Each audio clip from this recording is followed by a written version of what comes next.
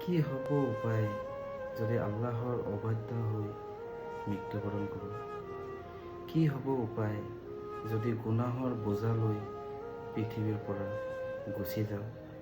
কবৰততো কোনো ক্ষমা কৰাৰ ব্যৱস্থা নাথাকিব। আল্লাহ আমাক সকলোকে ক্ষমা কৰি দিয়ক।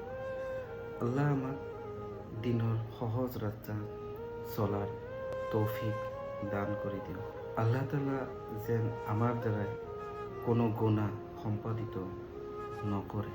আল্লাহ তাআলা যেন আমাৰ দ্বাৰাই কোনো এনেকুৱা কৰ্ম নকৰায় যি কৰ্মৰ দ্বাৰাই আল্লাহ আমাৰ ওপৰত নাৰাজ হৈ যায় আৰু তেওঁ আমাক ক্ষমাও নকৰে।